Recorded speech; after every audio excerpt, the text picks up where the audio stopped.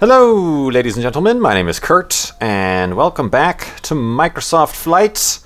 We are back in Microsoft Flight because there have been some interesting developments in terms of the future, or lack thereof, of the piece of software.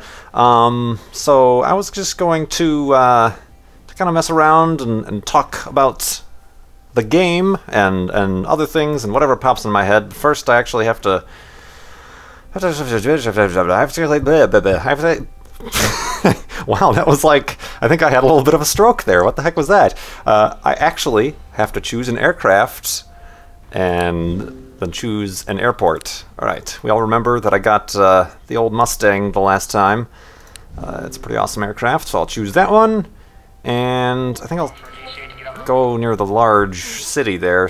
Maybe we can do some barrel rolls around some bridges and through buildings and whatnot. So let's take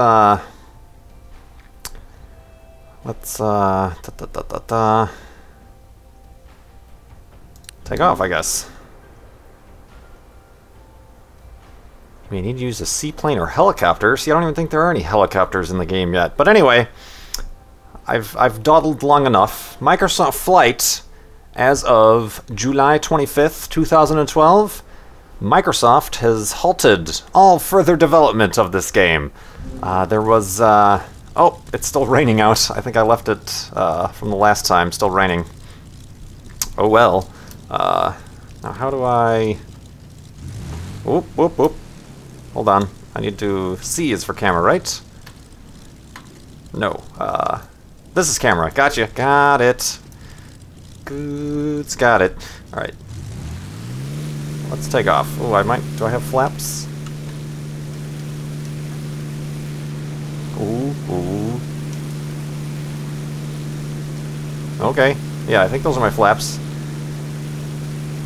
And the gear went up automatically. Alright, let's, Is this the button for flaps? Pushing buttons, don't know what they do. I can't tell if my flaps are down. They are indeed down. Let's... Aha! I remember. Good thing I remembered when I'm 800 feet into the air. But yeah. No more Microsoft Flight. Obviously, Microsoft Flight still exists, and it's all the current DLC. It still costs money for some of the DLC. Everything I'm playing with here in the game, I have not paid for. I've gotten for free. I'm not sure if this aircraft is available anymore for free, but it was at the time that I got it. I made a whole video about it, but yeah, no more further developments. And I mean, speaking of DLC, there was a way, obviously, where you can buy the entire Hawaiian Islands, and there was a way that you could buy Alaska was a new thing, and a whole bunch of different airplanes and things. But they're going to be developing that no more. And like I was saying, or beginning to say, and maybe cut myself off by forgetting how to take off, there was some early speculation that they were just going to shut down the entire game studio. This is a game studio that Microsoft has in Vancouver, but now they're saying they've just reassigned the staff to other projects. Just in addition to Microsoft Flight, they were working on a project called Project Columbia, which was supposedly some sort of Kinect-based, child-friendly TV, interactive TV situation that apparently really never went anywhere, obviously, since now that's been canceled too. But this is, it's interesting news, but I can't say it's surprising news, to be honest. I've been pretty open about voicing my my gripes with Microsoft Flight in past videos, and also, ooh, it's like crash. Also, you know, just the things I do like. There are some things I do like, but then again, there's quite a lot I don't like. So I could say I've anticipated this. I mean, I think the root cause is, you know, it's not simulator enough for the die-hard flight simulator fanatics to get involved with. They'll just keep playing Microsoft Flight Simulator X, which was the last full-fledged version of the flight simulator suite, or they'll just find some competing, more robust flight simulator. But then again, there's not enough game to it for the casual gamers. like myself, I'm kind of straddled the fence. I appreciate accuracy and physics and realism in flight simulators, but then again, there becomes a point where I'm not really into taking a 737 from LAX to, you know, Phoenix, as some, and actually quite a few people do similar things in other flight simulators. You know, they just fly like a normal commercial route, and that's either they're actual pilots and they're practicing, or they're just doing it for fun or whatever. But so this game, quote unquote, didn't have much of an audience, and that goes far enough to say there's not enough game here that I didn't feel obligated, or I didn't feel it necessary to purchase any of the DLC, as I've said before. And it was on sale. You could get all the DLC, all the aircraft, the rest of Hawaii, the rest of Alaska, everything was up on the summer Steam sale. I think it was like 16 or 17 bucks, which was a good deal. Ooh, I gotta get that thing, a little aero cache underneath that bridge. Gotta get it. But I didn't, I looked at it, I went back and forth every once in a while. I'm like, you know what, it just, it isn't worth it to me, because it's not, okay, you're unlocking the rest of Hawaii, and you're unlocking Alaska, and, okay, a few more planes, but you're not, at least to the best of my knowledge, you're not getting any missions, you're not unlocking any sort of special multiplayer stuff. That's another thing, good lord. Multiplayer seems like it was just an afterthought on this game, where it's like, well, I guess we could make it so that multiple people could be flying around the same world at the same time, but they can't really interact or race or have any sort of competitive, multiplayer style thing. They're just kind of, they don't make you go onto the bridge. I'm gonna go onto the bridge just to show them that I can. Although this might not be the weather to do it in. Alright, let's slow down. But yeah, it's, even at what was seemingly a good deal, and I certainly, doing this full time would have made up for whatever $17 I would have spent just by putting up videos, maybe. But I should probably come at it from the ocean side. Watch out for the trees. But even then, I wasn't convinced that I should be purchasing Alaska. It's like, okay, I'll go to Alaska, but I'll be doing the same thing I'm doing here, just messing around and not really paying attention to what I'm doing, just trying to kill myself by flying underneath a bridge. So, interesting news, being as the game just launched in the spring, I think, is when it was first released. March, was it? I think it was March. I could be wrong. I should have looked that up, being as that I'm making an official video out of it. Oh, but yeah, whoa, Christmas. That is some headwind I'm going into. Easy, easy. I should probably up the throttle slightly. But yeah, so I suppose, and I was kind of joking around with this with Gleason 9, who I did test out the. It's a tiny looking bridge.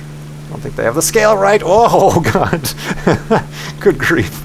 I kind of panicked there at the end, as you obviously saw and heard. But what was I gonna say? Oh, I was joking around with Gleason 9 that, well, maybe in a couple months' time, all the DLC will go free to play, and then we can just mess around with it like that. But I'm not in any hurry now to buy the DLC or do much else with Microsoft Flight. As I'm saying this, I'm having fun trying to fly underneath a bridge, but once I'm done with this, what am I going to do, I know there are a few actual quote-unquote missions or challenges, such as those aerocache things or landing challenges and with different aircraft and things like that, but nothing, like at least with the multiplayer, I don't see how it would have been so difficult to add like checkpoint races or something like that. Set up a series of these aerocache style things in some sort of course. Make it interesting, like underneath a bridge or, through mountains and stuff like that, and then multiplayer, put a timer up and people have to race. The one thing in our multiplayer video that we started out with was kind of like that, but we weren't timed against each other. We were both playing the single player, quote-unquote, race, time trial, whatever, and then once we finished, we basically had to look to see what our times were and then compared it to each other. So there's no, like, scoring, there was no actual competitive, oh lord, gosh, I can't, I don't know why I can't go underneath that bridge. Now I lost my train of thought. But yeah, I think that is about all that cookie can crumble for us in terms of the end of Microsoft Flight. Easy. But then, oh, I'm dead. We're dead. Oh, good lord. But then I heard, I read another article, that, oh, here we go, we're gonna do it, oh, we're dead. Oh, clip the wing. Somersault, woo, oh my god. It's a breakdance. Alright. And if they wanted to, get me out, I'm trapped in the canopy. Oh, that's a disaster. As I slowly sink like the Titanic. You know, I want to exit. I forgot that I had the really difficult weather on. How do I... flight conditions. Low and threatening. Squalls. Stormy weather. Is there like lightning and stuff?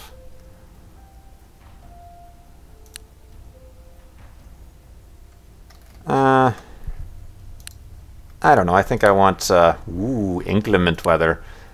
Isolated thunderstorms. Huh. That might be interesting. Let's make it morning time.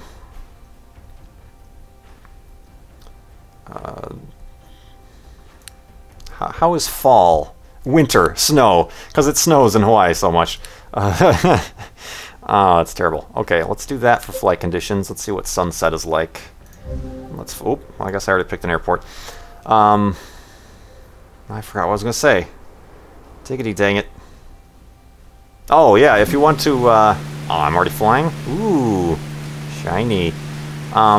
If you wanted to, or if they wanted to appeal to more of the casual gamer, they should have included crash modeling in the game. Just because that is what the casual gamer wants to do. I mean, at least, you know, a game like IL-2 Sturmovik, I don't know how to say it. Sorry, I'm not Russian. Had some really detailed modeling to the point where you could, like that part where I clipped my wing on the bridge there.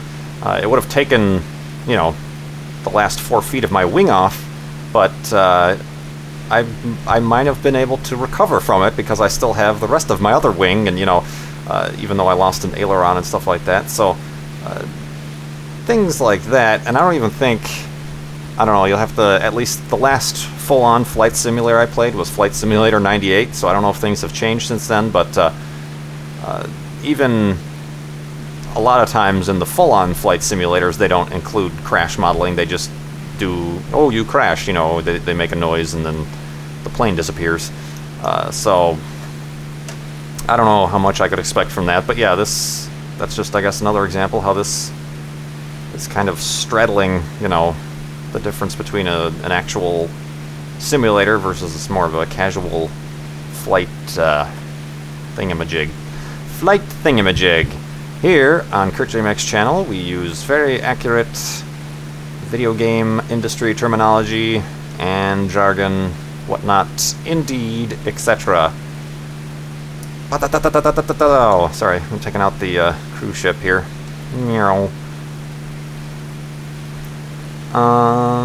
What else is up? I am improving the Farlands or Bust recording studio. Recording studio. It's just a guy in a second bedroom talking to a computer screen is all this thing is, really. Let's not have delusions of grandeur. But yeah, I am improving a little bit. I ended up getting a... I know I kind of experimented a few months ago with with a more separate mic setup as opposed to what I currently have is a headset, a rather cheap headset at that, but it's been doing well, and everybody says that it gets good audio quality of my voice at least. But I don't know if you might have heard that. I notice when I move my head, either the cable or just the headset shaking on my head, I can hear like a thump or, you know, the cable dangling. So I've once again gone back to trying to get a separate actual broadcast quality mic. You know, I even went as far as got a kit with the boom and the shock mount, and then I'm gonna, you know, have to. Whenever I do something, I do it overkill. Let me just get that out of the way.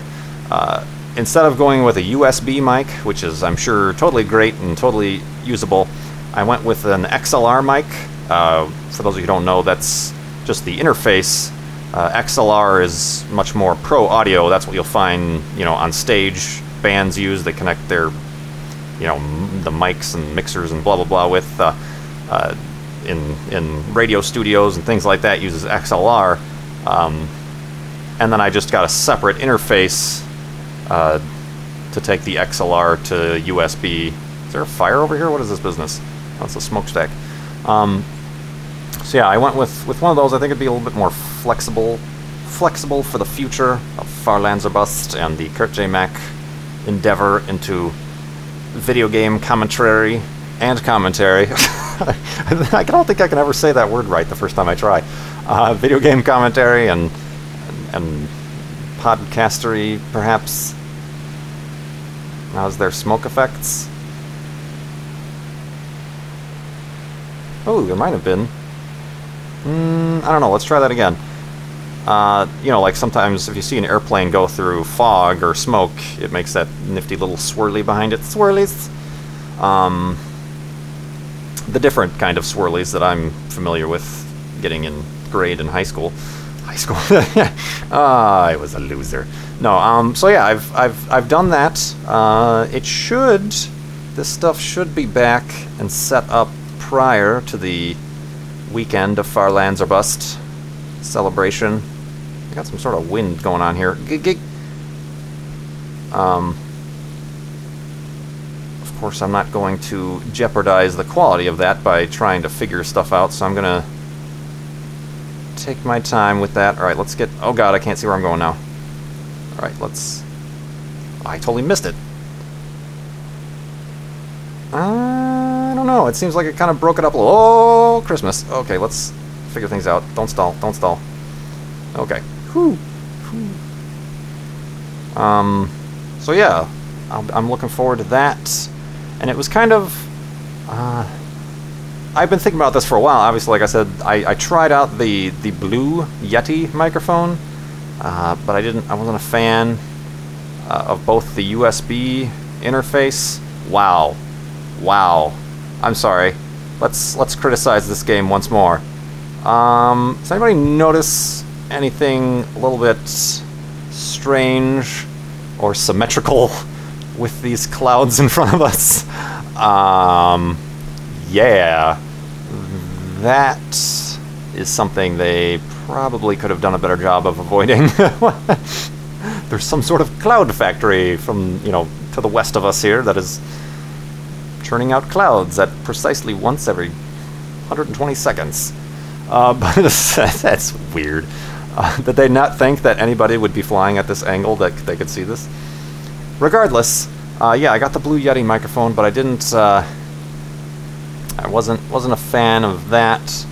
I know that's the one B00 has, and he's enjoying it. I probably could have remedied that a little bit by getting a boom mic stand and keeping things isolated, just because it was picking up all my keyboard and mouse clicks and everything like that, and every time I, you know, breathed on the desk, it would like pick up a low rumble.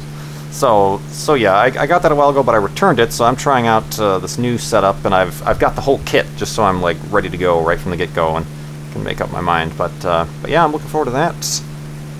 Hold on, I got an itch. I have my hands off the controls. What else is up? Oh, I was saying, speaking of B00, that kind of came about due to that. Like I said, it was always something due to talking to B00. And for somebody who's investing in some broadcast quality audio, you know, voice capture setup. I gotta work on my voice speaking abilities. It's because I get distracted quite a bit. But I was talking to B00 via Skype, and as you may, I haven't really so much as said it, but as you may have surmised from past talks, and mostly on Far Lands or Bust and things like that, where I talk about doing this YouTube thing. Yes, it is what I'm doing right now, full time, to support myself, feed myself, and keep myself out of the rain.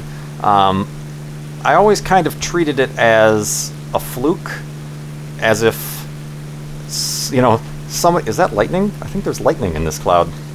Let's get closer and investigate.